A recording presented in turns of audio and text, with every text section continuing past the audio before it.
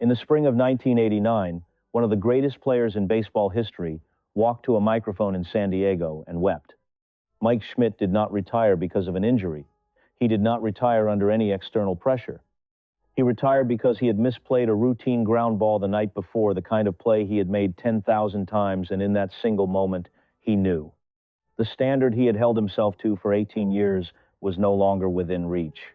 548 home runs, 3 Most Valuable Player awards, 10 consecutive Gold Gloves, the only World Series championship his franchise had ever won. And yet Schmidt himself once admitted he did not enjoy his career the way he wished he had. He faced hostility in his own stadium during a championship series. He was afraid to be recognized when he called into sports radio. He stopped bringing his family to home games because the crowd would shout at them. Michael Jack Schmidt was born on September 27, 1949, in Dayton, Ohio.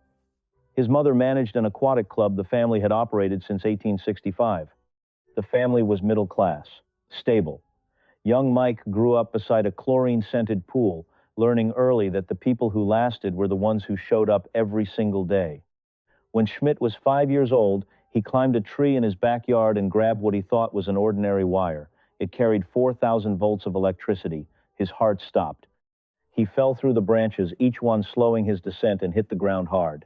His mother later told a reporter that the impact of landing restarted his heart. He walked away. At Fairview High School, Schmidt played 3 sports and received 0 scholarship offers. His baseball was unremarkable. He enrolled at Ohio University intending to study architecture. Then both knees failed. 2 surgeries ended basketball. The only sport remaining was baseball, and he walked on with no scholarship and no guaranteed spot. In his first collegiate year, he hit 1 home run. He decided that was not enough. The following summer, he asked the Dayton Summer League coach repeatedly for a chance to play. He was turned away more than once. He kept asking. He was finally brought in at shortstop.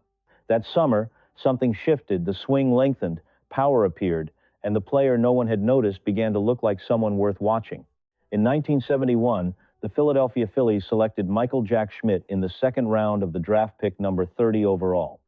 The pick immediately before his, number 29, went to the Kansas City Royals.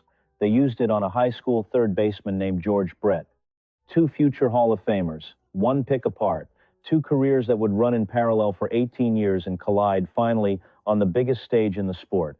Schmidt signed for $32,500. The first thing he bought was a Corvette Stingray. The second thing he did was report to the minor leagues, where he hit a walk-off home run in his very first professional at-bat. It seemed like a sign. It was not. In the spring of 1973, he became the Phillies' starting third baseman. What followed was one of the most humbling seasons any future legend has ever endured. He batted 196 thousandths. He struck out 136 times in 367 at-bats. The Philadelphia newspapers, which have never been known for their gentleness, began to question whether he belonged in the major leagues at all. By every conventional measure, this was a player who should have been sent back to the minors. Many organizations would have done exactly that. Historians now call it arguably the worst rookie season ever recorded by a player who eventually reached the Hall of Fame. That is not a footnote. That is the entire foundation of what comes next. Because Schmidt did not go anywhere. He stayed. He worked through an entire winter making one specific adjustment to his swing, extending through the hitting zone rather than cutting it short. A technical correction that sounds simple and is, in practice, extraordinarily difficult to make permanent. When 1974 arrived, the number that mattered most was 36. 36 home runs, leading the entire major leagues. A batting average of 282, his first All-Star selection, the highest wins above replacement figure in all of baseball. The player who had batted 196 and struck out constantly had, in 12 months, become the most valuable player in the sport. No one in Philadelphia quite knew what to make of that, and that uncertainty, that inability to simply embrace what they were watching, would define the next 15 years. April 17th, 1976, Wrigley Field, Chicago. The temperature at game time was 84 degrees Fahrenheit. The wind was blowing out toward the bleachers at 20 miles per hour. For a hitter, that kind of wind at Wrigley Field is the closest thing in baseball to an open invitation. The Chicago Cubs accepted it enthusiastically.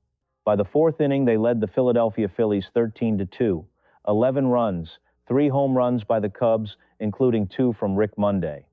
The Phillies' pitching staff had been taken apart. The game appeared, by any reasonable measure, to be finished. Mike Schmidt came to the plate in the fifth inning, hitting 167 thousandths on the season. He was in a slump. He was also the reigning National League home run champion. Neither fact seemed particularly relevant right then. On a 1-1 curveball from Cubs starter Rick Reuschel, Schmidt turned on the pitch and drove it all the way to Waveland Avenue, the street beyond the left field wall that has absorbed a century of long home runs. Score, 13-4. The Phillies were still losing badly. That home run did not seem like much, but something was happening. The Phillies relievers held the Cubs. The Phillies bats woke up, and every time Schmidt came to the plate, he hit the ball over the fence. A second home run, then a third. 28,000 fans at Wrigley Field were no longer certain what they were watching. Going into the 10th inning, the game was tied 15-15. The Cubs had rallied from 6 runs down in the 9th to force extra innings. This game refused to end. Then Schmidt came up one more time.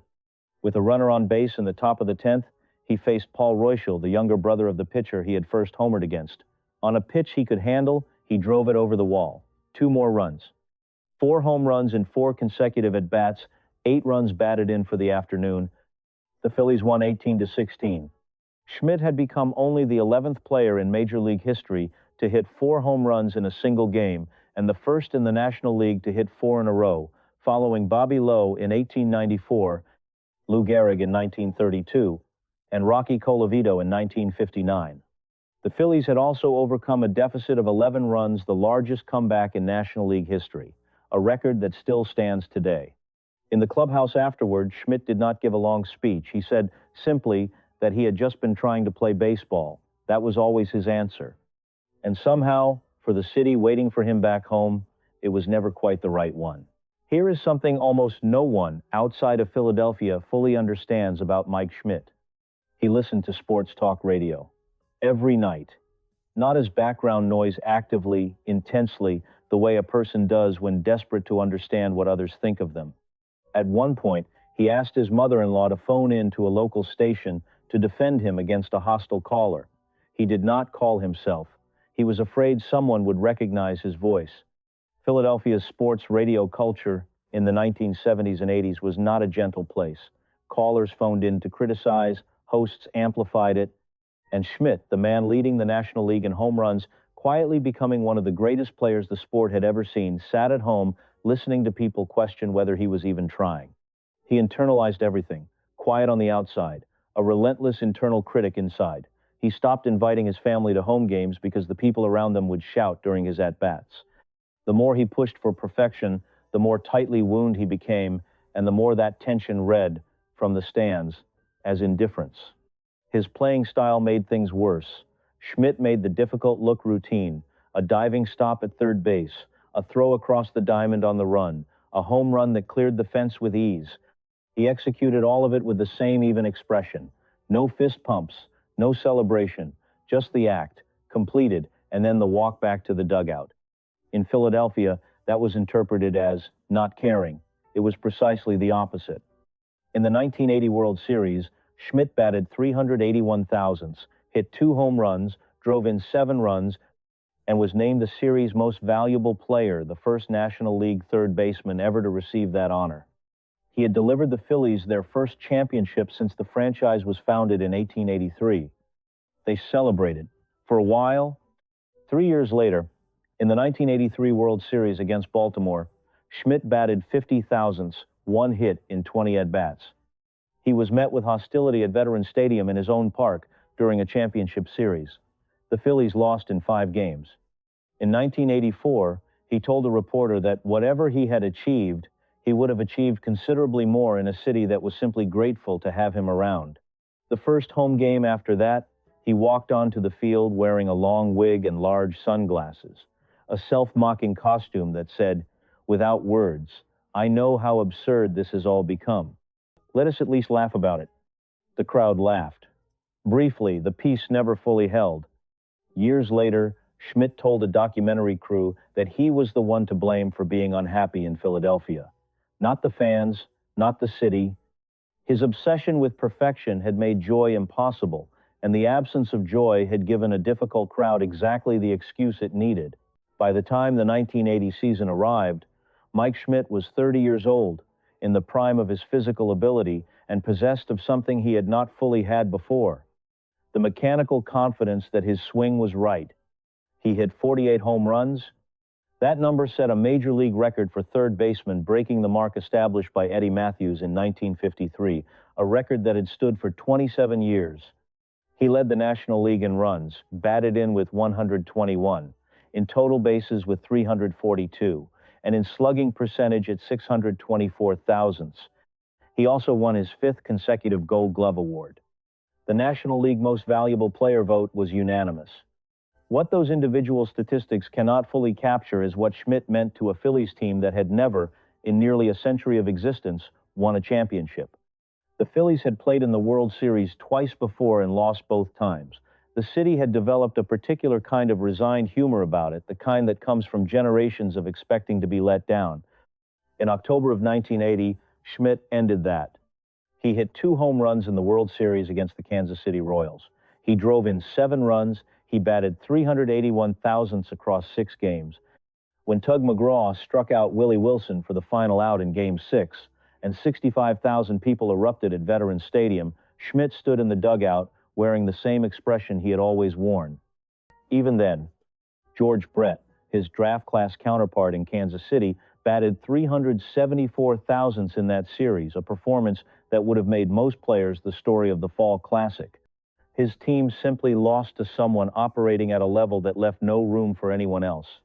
Schmidt was named the most valuable player of the World Series, the first National League third baseman in history to receive that recognition. Pete Rose, his teammate and baseball's all-time leader in base hits, was asked that season what he thought of Schmidt. His answer: Schmidt was the best player in the National League, and there was no question about it. The greatest individual season at the position the sport had ever seen, in the year his team finally won, with a unanimous MVP award and a World Series title and a performance in the championship round still studied today. And somehow, in a city with a complicated relationship with joy, it was still not entirely enough. In the spring of 1989, the Philadelphia Phillies were losing games, and Mike Schmidt, at 39 years old, was batting 203 thousandths in the middle of a stretch of 2 hits across 40 at-bats. On May 28th, at Candlestick Park in San Francisco, he misplayed a routine ground ball, the kind he had made flawlessly 10,000 times. He did not make it. 4 unearned runs scored. The Phillies lost their 5th straight game. In the clubhouse afterward, he sat quietly. He later said that moment made everything clear. He could no longer play at the standard he had always demanded of himself. And the standard, not the contract, not the milestone numbers, was the only thing that had ever mattered. He told his teammates he was going to retire. The next morning in San Diego, a press conference was assembled in a small room adjacent to the visiting clubhouse at Jack Murphy Stadium. Schmidt stood before the reporters. He was crying before he finished the first sentence. He said his ability to execute, to field cleanly, to make the adjustments needed to hit, to run the bases aggressively had deteriorated past what he could accept. He could have asked the organization to keep him on, to add to his career totals. His respect for the game, he said, would not allow that. Then he said the line that closed the circle. Some 18 years ago, he said, he had left Dayton, Ohio, with 2 very bad knees and a dream to become a Major League Baseball player. He said he was grateful to God that the dream had come true. He was sobbing. The room was silent. The Philadelphia Daily News devoted 10 pages to the story the following morning under the headline, "Suddenly, Schmidt steps away." It was sudden. It was also entirely, unmistakably him. 548 home runs, 3 Most Valuable Player awards, 10 Gold Gloves, a World Series championship, a Hall of Fame election with 96.5% of the available votes. Why does no one remember him? The honest answer is that the question itself is the tribute. Schmidt is not forgotten by people who watched him play. George Brett, selected 1 draft pick before him in 1971, said, decades after they both retired, that Schmidt was regarded as the best third baseman in the history of the sport. Brett said he wished he had played defense like him. He wished he had his power. When a man says that about his closest rival of 18 years, the argument is finished. What Schmidt is, more precisely, is underrepresented in the popular imagination. He played in a city that processed greatness through friction. He had a personality that could not perform enthusiasm for an audience that needed it. And he delivered 18 years of the most complete third base play the position has ever seen, all of it wearing the same quiet expression. He was not misunderstood in his statistics. He was misunderstood in his humanity. Those are very different things.